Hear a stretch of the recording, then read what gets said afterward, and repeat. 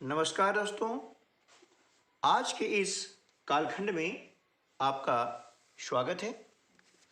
आज के कक्षा 6 से 8 के हिंदी वर्कबुक के पेज क्रमांक 277 से 280 तक के अभ्यासों को हल करना सीखेंगे।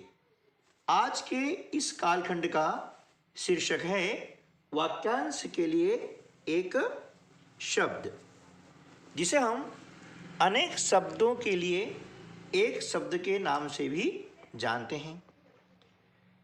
ऐसे शब्दों में पूरे वाक्य या वाक्यांश का अर्थ छिपा रहता है। इनकी सहायता से हम कम शब्दों में अपने विस्तृत भाव या अपने विचारों को व्यक्त कर सकते हैं, जिससे क्या होता है कि हमारी जो भाषा होती है वह संक्षिप्त, सारगर्भित और प्रभावशाली बन जाती है। तो चलिए शुरू करते हैं हम आज का वीडियो। आप भी अपनी हिंदी वर्कबुक का पेज क्रमांक 277 खोल लीजिए और मेरे साथ में सीखने का प्रयास कीजिए। तो चलिए शुरू करते हैं हम आज का वीडियो। वाक्यांश के लिए एक शब्द। अब ये क्या होता है, इसे जानने के लिए हम एक अनुच्छेद को पढ़ते हैं। अनुच्छेद है, राष्ट्रपिता महात्मा गांधी का जन्म पोरबंदर में हुआ था। उनके पिता करमचंद गांधी राजकोट के दीवान थे। गांधी जी अपनी मां पुतलीबाई की तरह बचपन से ही आस्तिक थे। उन्होंने सत्यवादी हरिश्चंद्र नाटक देखकर सदा सत्य बोलने का प्रण लिया। उन्होंने श्रवण पितृ भक्ति पुस्तक पढ़कर और श्रवण कुमार की तस्वीर देखकर तय किया कि वे भी श्रवण की तरह मातृ पितृ भक्त बनेंगे। तो देखिए दोस्तों, यहाँ पर जो शब्द दिए गए हैं इन्हें हम जो है समझने का प्रयास करते हैं। जो सदा सच बोलता है वह कहलाता है सत्यवादी। देखिए यहाँ पर क्या है, एक वाक्यांश है ना। इसे एक शब्द में हमने व्यक्त किया हुआ है ना। जो सदा सच बोलता है क्या कहलाएगा, सत्यवादी। ठीक है ना। इसी प्रकार से ईश्वर पर विश्वास रखने वाला क्या कहलाएगा, आस्तिक। जो पिता का भक्त हो पितृ भक्त। ठीक है ना। इसके आगे और देखते हैं हम, जिसके हृदय में दया न हो वह कहलाता है निर्दयी। जिसे जानने की इच्छा हो वह कहलाएगा जिज्ञासु। जिसके आने की तिथि ज्ञात न हो, है ना, उसे हम कहते हैं अतिथि। ठीक है ना। तो ये वाक्यांश हैं और इन वाक्यांशों के लिए हमने केवल एक शब्द का उपयोग किया है, जिससे कि इस वाक्यांश का अर्थ स्पष्ट हो जाता है ना। तो चलिए हम देखते हैं इसके आगे। अभ्यास क्रमांक 333। प्रश्न है, नीचे दिए गए वाक्यांश और उनका अर्थ व्यक्त करने वाले शब्द की जोड़ी बनाइए। अब यहां पर दिए गए हैं वाक्यांश और दाहिनी तरफ दिए गए हैं शब्द, है ना, यानी एक शब्द दिया गया है। अब इसकी सही जोड़ी हमें मिलानी है। पहला है, जिसका कोई नाथ न हो, क्या कहलाएगा, अनाथ। तो हम क्या करेंगे, इसके सामने सही शब्द लिख देंगे अनाथ। ठीक है ना। जिसे सत्य प्यारा हो वो कहलाएगा सत्य प्रिय। यहां पर हम लिखेंगे सत्य प्रिय, है ना। अगला है, सत्य के लिए आग्रह, क्या कहलाएगा, सत्याग्रह। हम यहां पर लिख देंगे सत्याग्रह। ग्रह। जिसका मूल्य बहुत अधिक हो क्या कहलाएगा? मूल्यवान। हम यहां पर लिख देंगे मूल्यवान। जो बहुत बोलता है वह कहलाता है वाचाल। हमने यहां लिखा वाचाल। ठीक है दोस्तों, है ना। तो ये अनेक शब्दों के लिए हो गया एक शब्द, है ना। चलिए आगे देखते हैं। और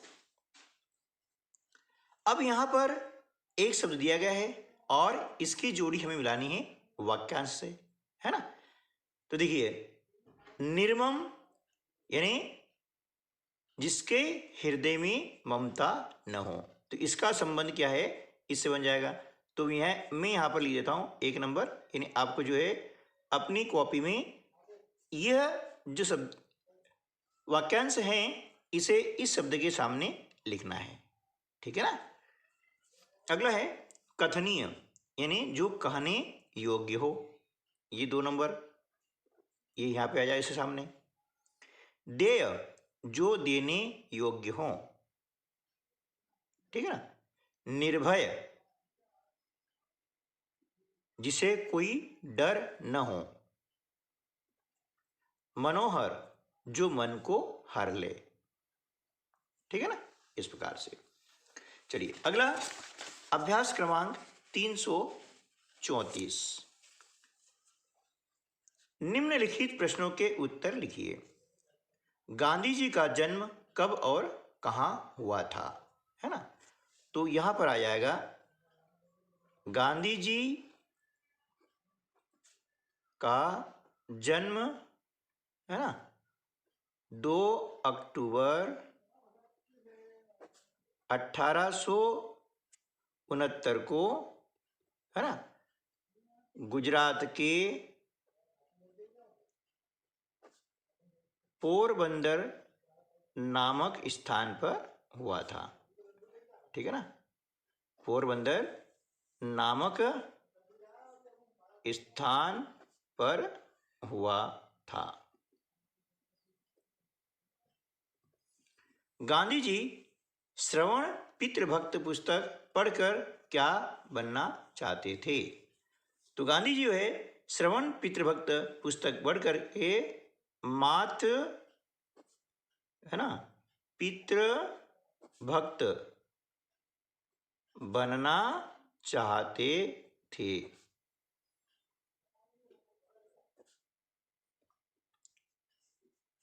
ठीक है। चलिए अब आगे दिया है इन शब्दों को शुद्ध रूप में लिखिए, है ना। देखिए अब यहां पर दिया गया है, ये लिखा हुआ है पितृभक्त, लेकिन यह शुद्ध नहीं है। इसका शुद्ध क्या हो जाएगा? इसे हम इस प्रकार लिखेंगे, है ना। इसमें ऋषि की मात्रा आएगी तमें, तो क्या आएगा? पितृभक्त। ये इसका शुद्ध रूप होगा। ठीक है ना। चलिए अगला है सिद्ध लिखा हुआ है पे, है ना, लेकिन इसका शुद्ध रूप हो जाएगा सिद्ध, इस प्रकार से, है ना। अगला है व्यायाम, है ना, यह शुद्ध रूप नहीं है। इसका शुद्ध रूप हो जाएगा इस प्रकार से व्यायाम, यानी आधा व फिर या और म, इस प्रकार से, है ना, व्यायाम। फिर ये है हरीश चंद्र, तो इसका शुद्ध रूप हो जाएगा हरीश चंद्र, यानी श जो आएगा वह आधा आता है ना। इसी प्रकार से स्वास्थ्य जो होता है ना, इसका शुद्ध रूप हो जाएगा स्वास्थ्य, है ना, ऐसा। और अक्षर लिखा हुआ है, इसका शुद्ध रूप हो जाएगा अक्षर। ठीक है ना। तो इस प्रकार से ये आप शुद्ध रूप अपनी कॉपी में लिख लेंगे और उन्हें अच्छे से याद रखेंगे, ताकि आपकी लेखनी में किसी प्रकार की वर्तनी संबंधी अशुद्धि न हो। ठीक है। चलिए अगला प्रश्न है सही जोड़ी बनाइए, है ना। अनाथ अब इसके सामने क्या आ जाएगा, है ना, आपको सही जोड़ी बनानी है। यानी जिसका कोई नाथ न हो, नाथ मतलब सहायता करने वाला, सहाय न हो, है ना। तो आपको ये जो है यहाँ से इसकी जोड़ी सही मिलानी है और अपनी कॉपी में इसको सामने लिख लेंगे तो ज़्यादा अच्छा रहेगा और आपको याद करने में दिक्कत भी नहीं आएगी। और इस प्रकार के जो प्रश्न होते हैं ये विभिन्न प्रकार की परीक्षाओं में पूछे जाते हैं। अगला है निर्दय, यानी जिसके हृदय में दया न हो वह कहलाता है निर्दय, ठीक है ना। सत्य प्रिय, यानी जिसे सत्य प्यारा होता है, इसका संबंध इससे हो जाएगा, है ना। सत्याग्रह, यानी सत्य के लिए आग्रह, ठीक है। अगला है शास्त्रज्ञ, यानी शास्त्र को जानने वाला, इसका संबंध जो है इससे हो जाता है, ठीक है ना। संगीतज्ञ, यानी संगीत को जानने वाला, ये इस प्रकार से। अनभिज्ञ मतलब कुछ न जानने वाला, है ना, जो बिल्कुल नहीं जानता है वह कहलाएगा अनभिज्ञ, जिसे किसी प्रकार की जानकारी नहीं होती है। कृतज्ञ, यानी उपकार को मानने वाला, ठीक है ना। चलिए अब हम करते हैं अभ्यास क्रमांक 335, ठीक है ना। अब निम्नलिखित वाक्यांशों के लिए एक उचित शब्द लिखिए, यानी यहाँ पर आपको दिया गया है वाक्यांश और हमें यहाँ पर एक उचित शब्द लिखना है। जैसे क वाला है, ऊंचाई से गिरती पानी की धार, ये क्या हो गया, एक वाक्यांश है और इसके लिए हमें लिखना है एक शब्द, वह कहलाएगा प्रपात, ठीक। चलिए इसी प्रकार से यात्रा करने वाला व्यक्ति क्या कहलाएगा, यात्री, ठीक है ना। वह स्थान जहां दो नदियां मिलती है ना, वह स्थान जहां पर दो नदियां मिलती है वह कहलाता है संगम। वह स्थान क्या कहलाता है बेटा, संगम कहलाता है, ठीक है ना। चलिए दर्शन करने योग्य, दर्शनीय, जिसकी तुलना न हो सके, अतुलनीय, है ना, जिसकी तुलना नहीं हो सकती है वह कहलाएगा अतुलनीय। जिसके 10 आनन हो वह कहलाएगा दशानन, ठीक है। जिसके आर पार देखा जा सके, पारदर्शी, ठीक है ना, ये हो जाएगा आपका पारदर्शी। जिसके पार देखा न जा सके वह कहलाएगा अपारदर्शी, ठीक है ना। जो बहुत बोलता हो वह कहलाएगा वाचाल, है ना। जो देखा नहीं जा सकता, अदृश्य, है ना। जो आग्रह सत्य हो वह कहलाएगा सत्याग्रह। पत्तों की बनी हुई कुटी ये कहलाती है पर्णकुटी, ठीक बेटा। तो इस प्रकार से जो है अनेक शब्दों के लिए एक शब्द में आपने काफ़ी शब्दों का अध्ययन किया है और आपने पूरा वीडियो देखा है, इसलिए आपको बहुत बहुत धन्यवाद। ताकि आप जो है अनेक शब्दों के लिए एक शब्द संबंधी प्रश्न अच्छी तरह से हल कर पाएंगे, ऐसी मुझे पूरी उम्मीद है।